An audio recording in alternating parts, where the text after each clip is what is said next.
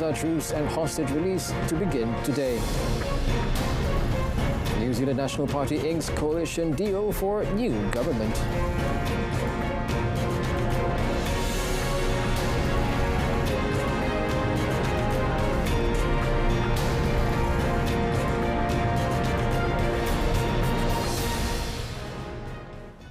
Assalamualaikum Madani, I'm Otto Othman and you're watching World Today. A pause in the Israel-Hamas war in Gaza is scheduled to take place today, with an hour exchange of hostages and prisoners to follow suit hours later after nearly 7 weeks of fighting. The breakthrough 4-day truce facilitated by Qatar with help from Egypt and the United States had been due to take effect on Thursday but was delayed after a last-minute hitch.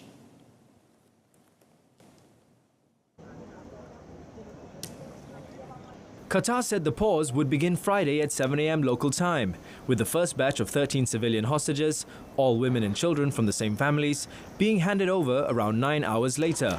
Qatari Foreign Minister spokesperson Majid Al-Ansari said Palestinian prisoners held in Israeli jails would also be released today, adding a list of names had been approved without saying how many.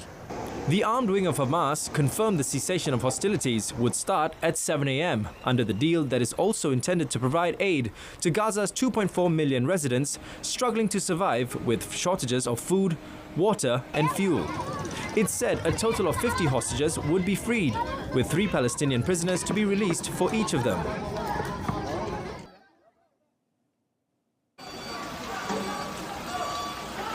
Meantime, Israeli forces killed a Palestinian teenager and injured another during a pre-dawn raid into the Balata refugee camp in eastern Nablus city in the north of the occupied West Bank. According to the official news agency Wafa, the 2 Palestinians injured by Israeli forces during the raid were taken to hospital, but one of them was later declared dead, identified as 18-year-old Ezzedin Hafi. Israeli forces stormed the Balata refugee camp, triggering clashes with Palestinians. The head of Gaza City's Al-Shifa hospital, the largest in the Palestinian territory, was arrested on Thursday by Israeli forces who said it was over the alleged use of the facility by Hamas. Hospital director Muhammad Abu Salmiya has been frequently quoted by international media about the conditions inside Al-Shifa, a major focus of an Israeli ground offensive. Palestinian health officials said Abu Salmiya, another doctor and 2 nurses had been arrested. The Israeli military said in a statement the hospital director was held for questioning following evidence showing that Shifa Hospital under his direct management served as a Hamas command and control center. In a statement, Hamas said it strongly denounces the arrest of Salmiya and his colleagues, calling on the International Committee of the Red Cross and other international bodies to work towards their immediate release. Al-Shifa Hospital has seen extended Israeli Special Forces operations as part of Israel's war against Gaza resistances.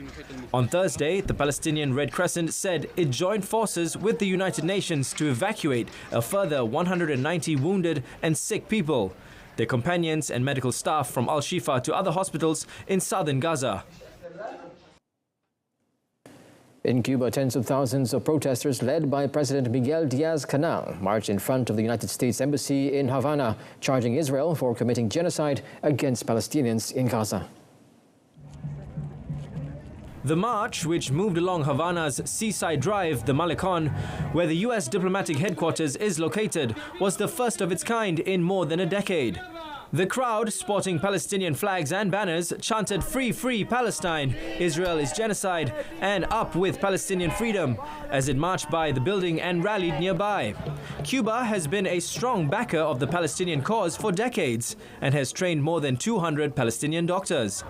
It does not have diplomatic relations with Israel. New Zealand's National Party formally signed an agreement to form the country's next 3-party coalition government on Friday, after negotiating for more than a month over ministerial roles and policies. Now, the role of Deputy Prime Minister, a key sticking point in the discussions, will be split between the populist NZ First Party leader Winston Peters and Liberation Act Party leader David Seymour. The coalition revealed a series of policy changes it will undertake in government, including narrowing the remit of the Reserve Bank of New Zealand, RBNZ.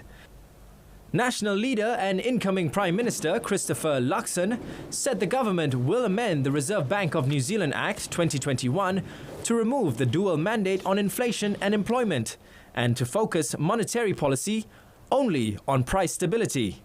You know, inflation, high interest rates, cost of living, the impact that that has on rising levels of unemployment is critical. So the first job that we have to do economically is to get inflation under control. We think making it very clear to the Reserve Bank that there is a single goal, price stability, gives massive certainty to everybody in the country.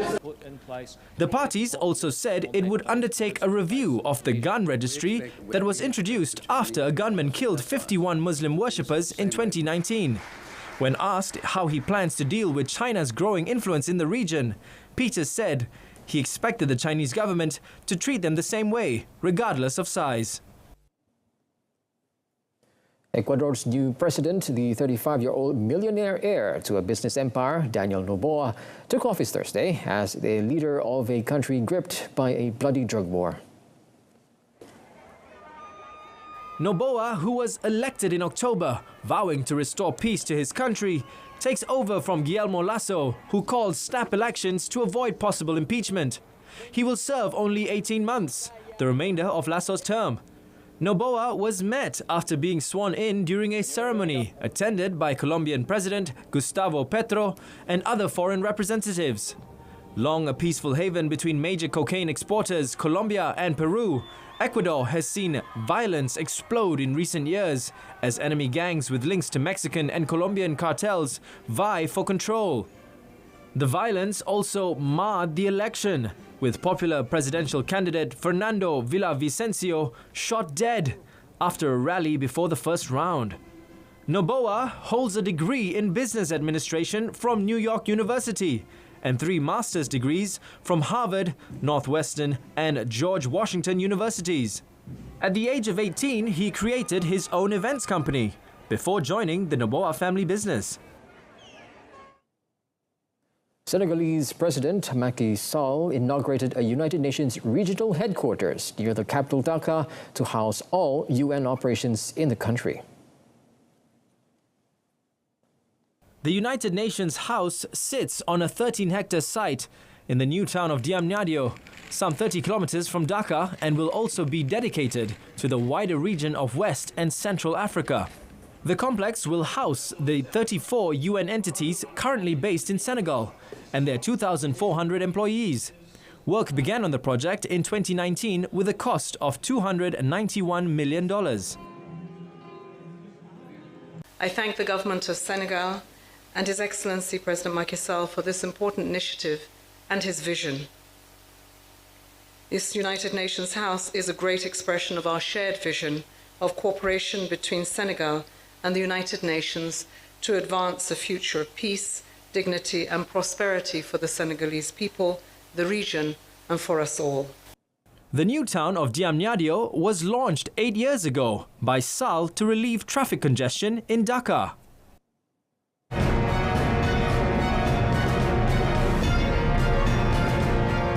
Court hearings begin on Monday in Beijing. Over 9 years later, court hearings between flight MH370 family members and Malaysia Airlines, Boeing and other companies will begin in Beijing on Monday, now according to local media. The fate of the flight MH370 became one of the world's greatest aviation mysteries when it disappeared en route from Kuala Lumpur to Beijing on March 8, 2014, with 239 people on board. About 2/3 of those on board were from China. A Chinese court will hold hearings on claims for compensation for the Chinese relatives of people who died on a Malaysia Airlines plane that disappeared in 2014 on a flight to Beijing. After almost a decade, the fate of the plane and its passengers remains a mystery. Countless theories have been floated about its disappearance, but no definitive conclusions have been established. Investigators released a 495-page report in July 2018 saying the plane's controls were likely deliberately manipulated to take it off course, but they were not able to determine who was responsible. Family members continue to push for the search to be resumed, citing debris findings. More than 30 bits of suspected debris have been collected from various places around the world. but only 3 wing fragments, which washed up along the Indian Ocean coast, have been confirmed to be from MH370. North Korean leader Kim Jongun said the country's recent launch of a spy satellite was an exercise of its right to self-defense. Pyongyang celebrated the event as showing it could strike anywhere in the world, state media reported on Friday. North Korea said on Tuesday it had placed its first spy satellite in orbit during international condemnation for violating UN resolutions that bar its use of technology applicable to ballistic missile programs.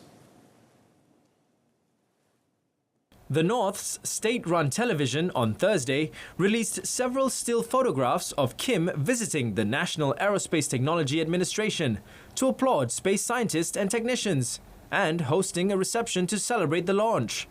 Kim said Tuesday's launch was an eye-opening event in the face of the dangerous and aggressive moves of the hostile forces. Premier Kim Tok-han said the satellite would develop the North Korean military into the world's best army possessed of capability for striking the whole world, according to the state media. This week's satellite launch was the North's 3rd attempt this year, after 2 failures, and followed Kim's rare trip to Russia in September, during which President Vladimir Putin vowed to help Pyongyang build satellites. South Korean officials said the latest launch most likely involved Russian technical assistance, under a growing partnership that has seen Pyongyang supply Russia with millions of artillery shells.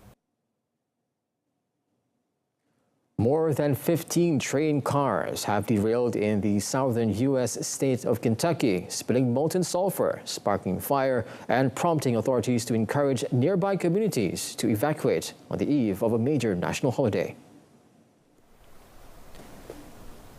CSX, the transport company operating the train, said 2 of the at least 16 cars affected were carrying molten sulfur.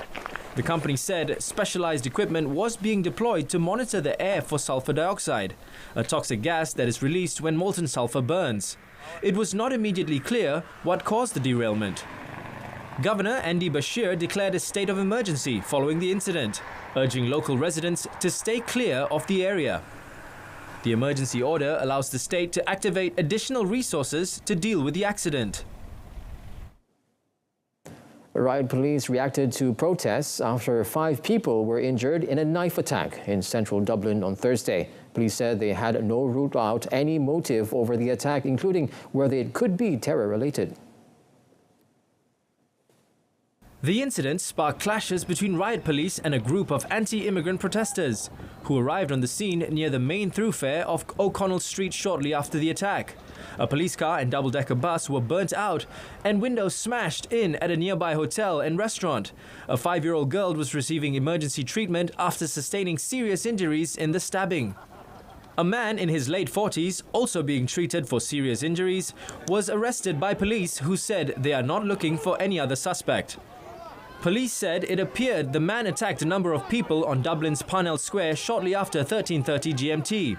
Members of the public intervened at an early stage of the attack. A woman in her 30s was also being treated for serious injuries, while the 2 other children, a 5-year-old boy and 6-year-old girl, suffered less serious injuries. The boy has been discharged from hospital. The scene was still sealed off shortly before 1800 GMT, when a group of around 50 anti-immigrant protesters briefly broke through a police barrier. More than 2,000 stuffed toys have been placed on Plaza Bolivar in Bogota to protest against the high rates of sexual abuse of children in Colombia. The event is part of an initiative led by the international organization Aldeas Infantiles SOS. Por eso el plantón es de juguetes, porque son los testigos que tienen los niños y las niñas de los abusos sexuales y otros, pero en este caso nuestro llamado es sobre el abuso sexual a niñas y niños y adolescentes en el país. More than 57 cases of sexual abuse of children are registered in the country every day. Elsewhere, an apartment building collapsed in South Brazil after intense rains this week reportedly caused cracks in the earth that forced residents to evacuate their residences. An apartment building in the high-end neighborhood of Tres Pinheiros in the southern city of Gramado caved in after days of instability that forced residents to move out last weekend when heavy rains hit the Rio Grande do Sul state. No people were injured and evacuees were sheltered in a school gym. Since last weekend, cracks have surfaced after intense rainfall. The leveled apartment building has been shut off from the public amid reports of continued instability.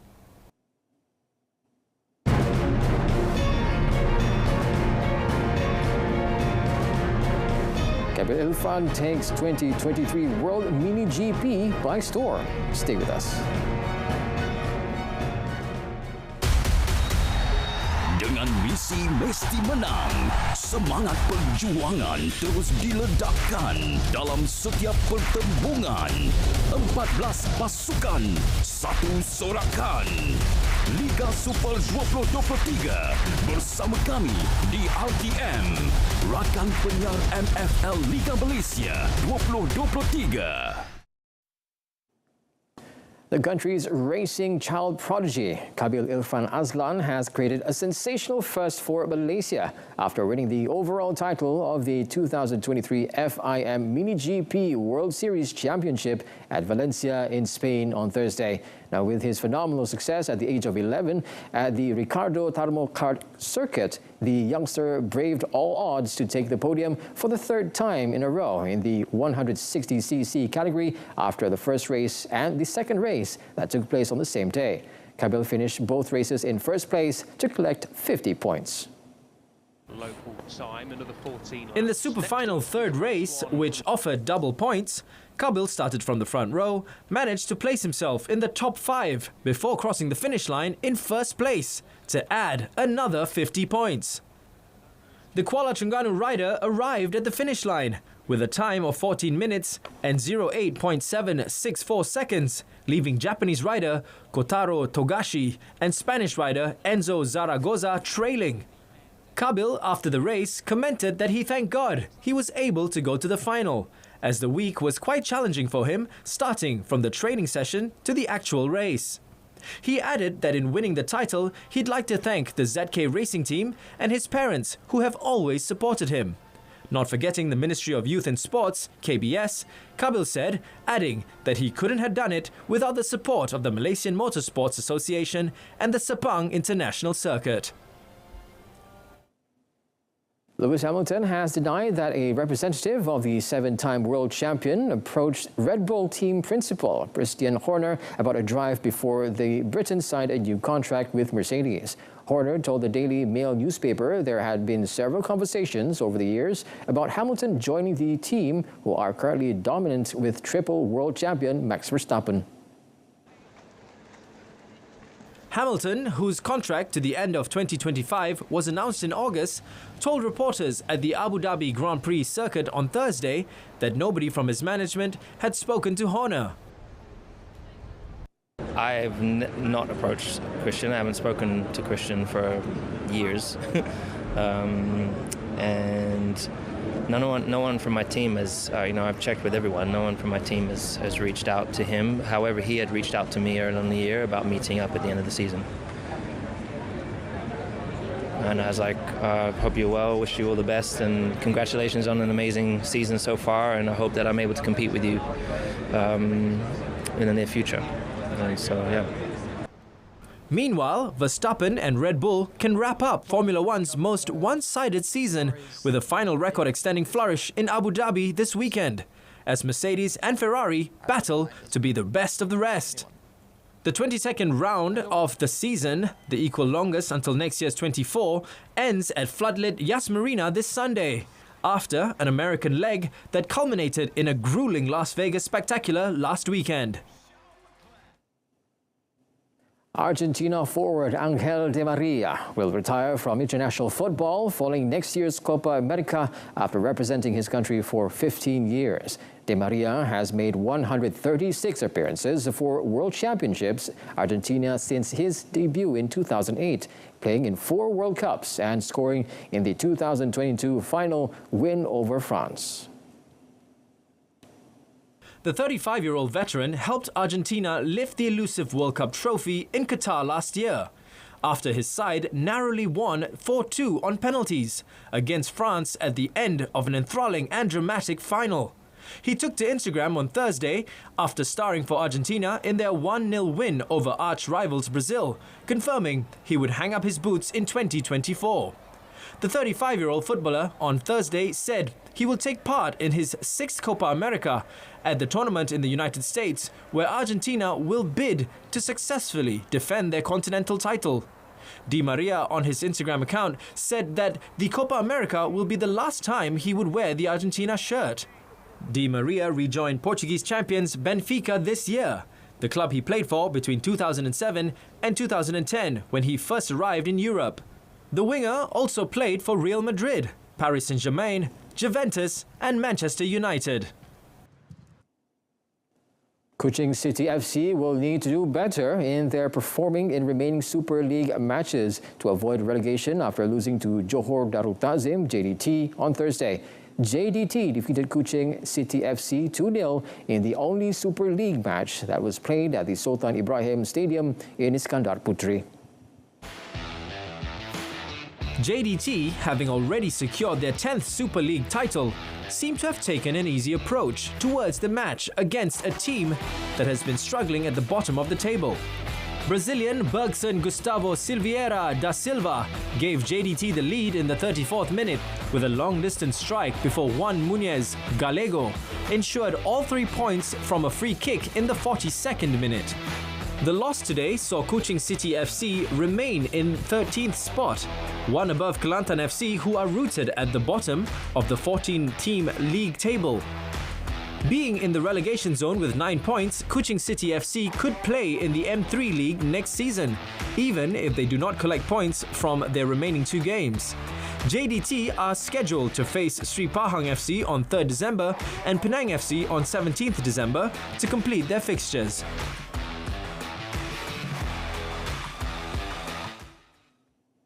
In a post-match press conference, JDT head coach Esteban Solari noted that the match against Kuching City FC was a tough one, looking at their opponent's strong defence, making it difficult for the Southern Tigers to be on the offensive. It's not easy when you change many players for a game. But we won a game, we didn't concede any goal. I like to look at the positive things of the game. And for me today was important to win, not concede any goal. Similarly, Kuching City FC's Aidil Sharin Sahak was still proud of his boys, despite the loss. Second half, we come back and we organize again. We rectify the mistake that what we're not supposed to do. And I think the boys execute very well. And, I'm just worried about the yellow card and injuries, towards the final that we're going to have. That's why I rest some players. I think we have more important games on coming 29 against PDRM. JDT will next be in action in an AFC Champions League ACL match against Kawasaki Frontale, to be played on the latter's home turf on 28th November. The transport system in Paris will not be ready in time for the 2024 Olympic Games in the French capital, its mayor said, sparking anger from political opponents. With less than a year before the event kicks off, the transport infrastructure in Paris is already under huge pressure, with commuters and tourists alike complaining of poor frequency, overcrowding and uncleanliness. Political opponents lashed out at the socialist mayor, who has been under pressure this month after it emerged she extended a low-key official trip to a French Pacific territory in October, with a 2-week private visit in the holiday paradise. Transport Minister Clement Beaune, a close ally of centrist President Emmanuel Macron, accused the mayor of not being present at committee meetings aimed at discussing transport infrastructure. On the situation of the homeless, the mayor said she wanted to use the Olympics as a chance to find a long-term solution to the issue of people sleeping on streets and inside metro stations in Paris. 76 minit tanpa henti, 76 minutes non-stop.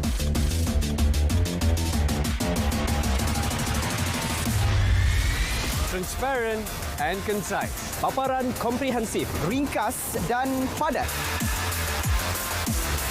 Saksikan Kanta 744, 7.44 malam. Berita perdana 8 malam. Malaysia Tonight, 8:30 p.m.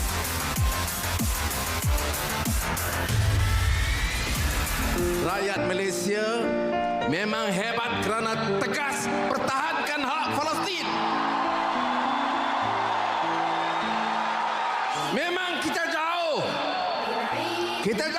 dari dunia Arab. Kita jauh dari dunia Palestin. Kita jauh dari Gaza. Tetapi setiap detik berlaku menyentuh hati nurani kita. Kerana apa? Karena kita tahu dan faham arti manusiawi, arti ihsan, arti kemanusiaan, dan lebih penting arti keadilan melawan kezaliman Israel.